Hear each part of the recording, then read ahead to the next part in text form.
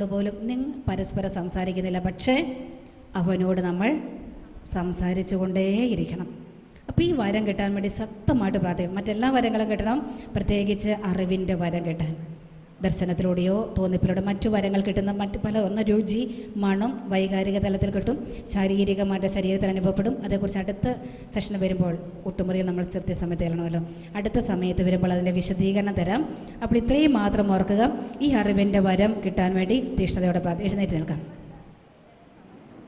1:45. ഭക്ഷണം കഴിക്കുന്ന കണ്ണുകളൊന്ന് അടയ്ക്കാം. ഒരു നിമിഷം ഒന്ന് പ്രാർത്ഥിക്കാം. കണ്ണുകളടച്ച് ഒരു നിമിഷം ശാന്തതയിലേക്ക് കടന്നു വരാം.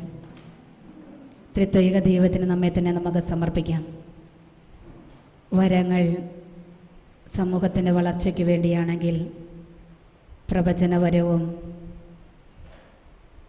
അറിവിൻ്റെ വരവും, പ്രത്യേകിച്ച് പ്രവാചക ശബ്ദത്തോടെ ദൈവത്തിൻ്റെ സ്വരം കേട്ടത് തിരിച്ചറിഞ്ഞ് ലോകത്തിന് കൊടുക്കുവാൻ വിളിക്കപ്പെട്ട എൻ്റെ ഈ ജീവിതത്തിൽ പ്രവചനവരം പൗലോസ് ശ്ലീഹ പറഞ്ഞതുപോലെ തീഷ്ണമായിട്ട് നമുക്ക് ആഗ്രഹിച്ച് പ്രാർത്ഥിക്കാം. അറിവിൻ്റെ വരം കിട്ടാൻ ആഗ്രഹിക്കാം. നിഗൂഢമായൊരംശം തമ്പുരാൻ എനിക്ക് വെളിപ്പെടുത്തി തരുമ്പോൾ പൂർണ്ണമായി ഒന്ന് വിധേയപ്പെട്ട് എളിമയോടെ സ്വീകരിച്ച് ദൈവജനത്തിനു വേണ്ടി ഒന്ന് ശുശ്രൂഷ ചെയ്യുവാൻ, അറിവിൻ്റെ വരം മറ്റുള്ളവരെ വളർത്താൻ വളരെ ഉപകാരപ്രദമാണ്. പ്രത്യേകിച്ച് നമ്മൾ ശുശ്രൂഷ ചെയ്യുമ്പോൾ മധ്യസ്ഥ പ്രാർത്ഥന മിനിസ്ട്രിയിലൂടെ എല്ലാം കടന്നു പോകുമ്പോഴും പ്രിയരുടെ പ്രാർത്ഥനയിലൂടെ കർത്താവ് പല കാര്യങ്ങൾ വെളിപ്പെടുത്തി തരുമ്പോൾ അത് നിയോഗം വെച്ച് പ്രാർത്ഥിച്ച ദൈവമക്കൾക്കൊരു ഉണർവിന് കാരണമാവും. അതിനുവേണ്ടി തമ്പുരാനെ ഉപയോഗിക്കുമ്പോൾ പരിശുദ്ധാത്മാവേ എന്നിൽ നിറയണമേ, പരിശുദ്ധാത്മാവേ അറിവിൻ്റെ വരം തരണമേ, പരിശുദ്ധാത്മാവേ പ്രവചന വരം കൊണ്ട് നിറയ്ക്കണമേ, പരിശുദ്ധാത്മാവേ ഭാഷാവരും വ്യാഖ്യാനവരും എനിക്ക് തരണമേ. പ്രാർത്ഥിച്ചുകൊണ്ടായിരിക്കാം.